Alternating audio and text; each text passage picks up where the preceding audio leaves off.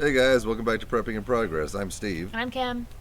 and today we're talking about Slow collapse. slow Well, collapse. mostly lessons of a bug in. That's where I'm thinking about talking to you guys about what are we learning from this kind of slower SHTF than we would have probably ever anticipated. So, So stay with us.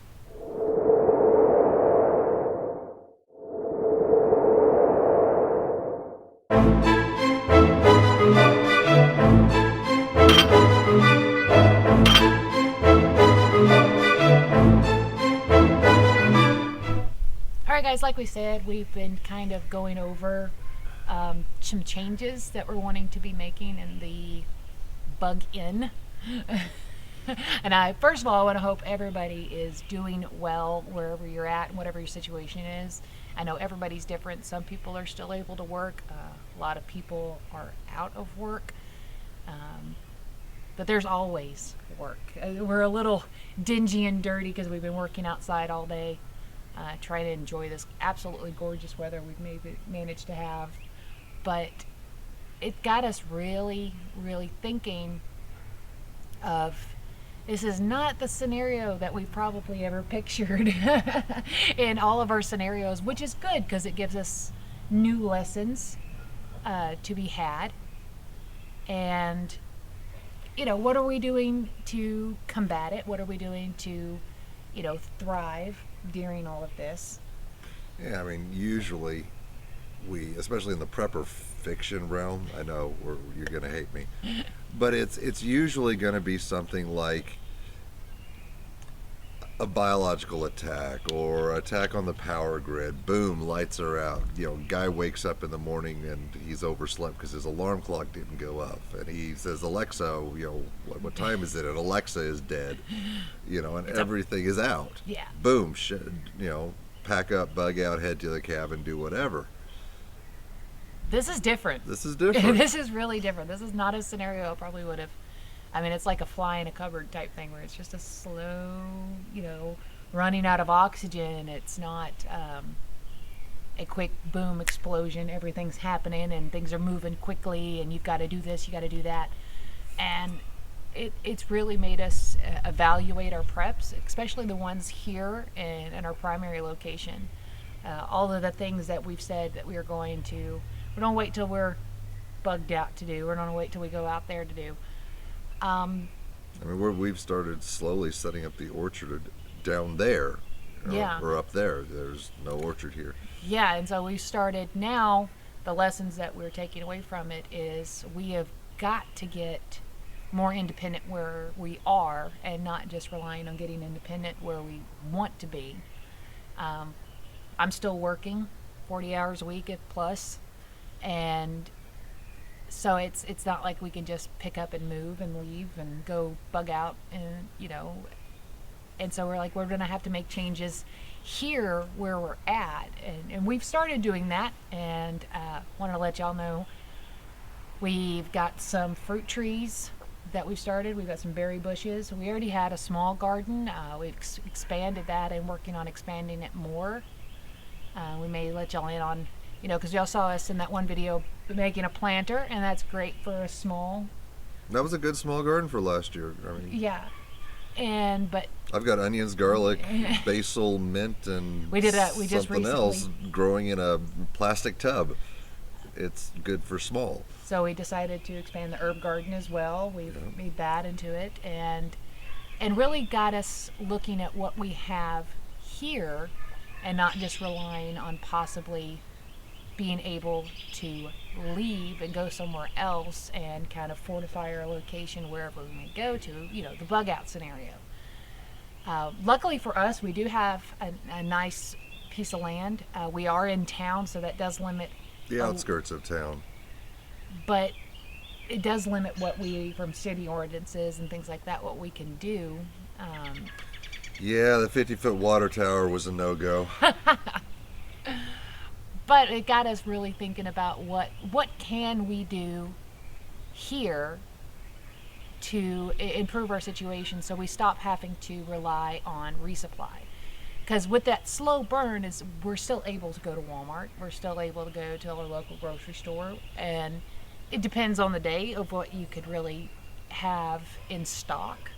I called Steve the other day and I'm like, oh my goodness, they've actually got meat in the meat section today, and they've got butter. They didn't have butter last week, And looking at it like that, if we're still kind of not really getting that this could be a long-term scenario, because we are still able to resupply, and having to change our mindset of going, we have got to stop relying on resupply because we don't know if that's going to be there from week to week. I don't want to say. And see, I take a different view. Okay. We've got our preps. We can live off of what's in this house for a while, quite a while, a comfortable while. I like even if it is a slow strangle, the ability to go in and to pick up things to supplement the preps, as in I don't want to get into the frozen meat. Yeah. I don't want to cook out of the saved pasta, or if I do cook out of the saved pasta, I wait till there's a week where I can buy 2, 3, 4 things of spaghetti, and then I can use the prep spaghetti and still continue to add to our preps and store and rotate stock. Yeah. I'm grateful for that. And I'm more of the sense of I don't want to have to dip into our preps, but expanding our preps in the sense of having our own resupply. Mm-hmm.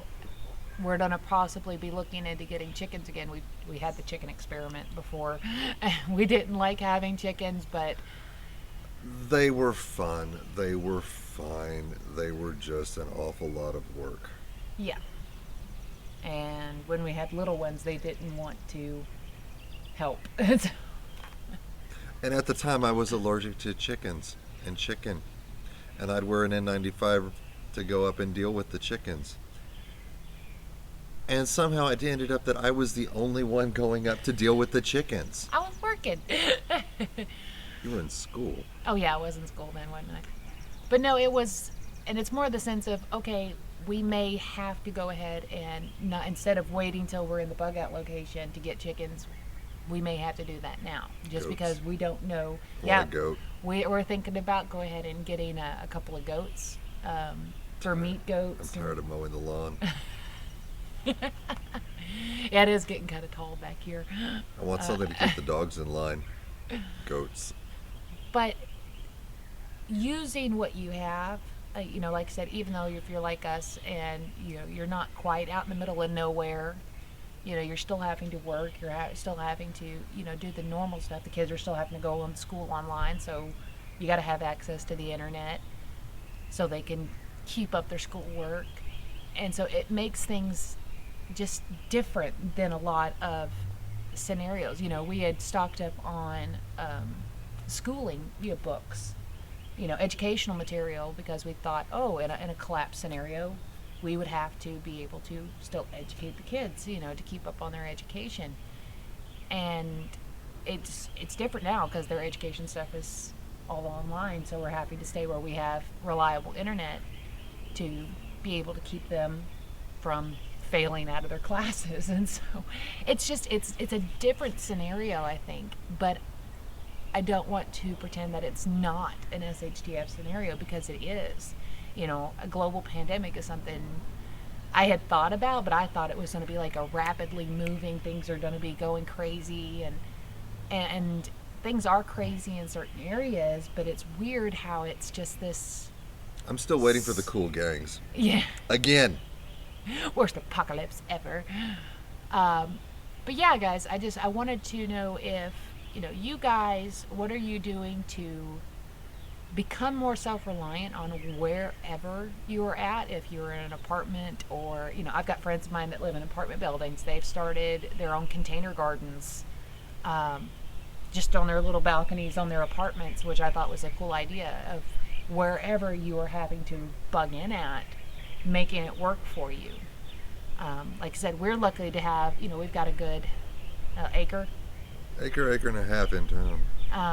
which makes it where we've got options here to be able to expand. We're building fences. We are looking at possibly livestock again, expanding the garden, and just becoming producers of our own resupply and not having to wait on somebody else to resupply us. Sitting around and waiting and twiddling our thumbs if there's going to be meat in the meat section, or butter or eggs or whatever it is that's lacking. And so that idea of becoming your own producer, that idea of that self-reliance attitude, doesn't have to be just in your bug out location or just in a major collapse scenario, of making it part of a lifestyle. We've talked about prepping being a lifestyle, and we prep a lot. We're still buying in bulk when we can. We're still putting food back in long-term food storage, short-term, mid-term, everything like that. But we have got to move away from the idea that there's always going to be a resupply. And right now we're a little on the spoiled side, because though it's kind of intermittent, we're still able to go to the gas station. We're still able to go to the grocery store. We're still able to go to work. And so the resupply is there, even though it's intermittent, and we're still relying on that. I mean, I disappeared to the location yesterday. Mm-hmm. 4-hour drive, worked there, tended some things, took care of some things, prepped some things. 4-hour drive back, single day. Yeah. Was able to resupply on gas along the way, And so it can make us kind of not think of this as an SHTF, because there is, especially here, we're lucky here in Arkansas, it's not nearly as crazy, even just in our surrounding states. We don't have a stay-at-home order here. Thank you. Texas is still letting us in. Thank you. I heard what you did to Louisiana, Texas. Good job. But it can really mess with you, where you're thinking, I can still go to the grocery store and I can still do all these things, which I'm not saying you shouldn't. But use this scenario and use this to see what can you change to your current location, what can you add to your current location that would cut your dependence on resupply. Yeah. Not so much, I'm not saying everybody should be a farmer, live out in the middle of nowhere and be able to produce, but what can you do wherever you're at? Like I said, whether it's an apartment, whether it's in the middle of nowhere, or whether it's just in a decent house, and or whatever it may be, whatever your situation is, what can you be doing in that situation, in that time period, to reduce need of resupply? Because right now I don't see it slowing down. I don't see it stopping anytime soon. And I worry that we're going to get complacent of their being able to go to the store, being able to go get a resupply, and we can kind of get comfortable in doing that and lose focus on, we have got to go to a more independent nature. We've got to be able to be our resupply, our own gardens, our own livestock. If you can't have livestock, guinea pigs taste great, by the way. Corgi. No, don't eat my corgi. Corgi. Beef and broccoli. But It's happening. It's happening. trying to figure out what is going to be your own personal resupply. What are you going to be doing to add to your own preps wherever you may be, whether it's a container garden and a window seal, to if you've got enough land to be able to start cultivating. If it's terrible land, are you building raised beds? And let's play the hypothetical game. Mm-hmm. This thing burns itself out by the end of next month. Life goes back to normal. Lessons learned, and don't get complacent. Yep. Continue with the garden. Continue with being your own producer. Bear has been preaching for a long time, and we've been trying to move toward it, but we're behind his curve, and we may be behind the curve of making the ability, pound for pound wise, to make your property produce your year's worth of food. so that you can be completely self-sufficient. Now, it may be fruits and vegetables and you're still dependent for your meats, but I see the value in something like that, and I see that we need to, as a group of preppers, if that's what we really are, and this is the real deal, not some fad or some club that we joined up. Is it your gang? You finally joined a gang. Okay. No, because we don't have group tattoos yet. Oh, okay. Um, but if we're serious about this, we need to take the lessons learned, take our shortcomings, take our short areas, and really, I mean, this ends great. Don't get complacent. Is where I'm going. Yeah. I think this could last longer than the end of next month. I think this could get a little bit rougher before, or maybe a whole lot rougher before it burns out. But if it does, I want to caution against going back to Complacency. status quo. Yeah. And I'll slowly prep. Yeah, slowly prep. I mean, we've always said, 2 cans of beans extra per shopping trip is better than none. But look, guys, it seems like the situation, you go Katrina, you go the next set of hurricanes, you go the next set of tropical storms, everything seems to be getting just a wee bit worse. Now, I'm not going to say climate change and all this stuff. I would rather die than go along with PC culture. Social distancing. But I'm going to say that it does seem that the minor catastrophes throughout the years are getting worse, and it's time that our preparation ramps up in direct balance correlation to that. Absolutely, and everybody's going to be in different levels of prepping. We're at a different level than, say, Bear or Pastor Joe or anybody like that you may be watching. It's the reason why it's called prepping in progress. Is because we're always trying to improve. We're always learning and trying to add to our preps, and I hope you guys are too. And that's prepping in progress. It's a progress. It's always something that's always changing, and it's always adding. And we are nowhere near our end goal, if there is such a thing as an end goal. I guess one end goal would be producing enough food on your own land where you're not having to go to the store anymore. You're independent, like Bear talks about.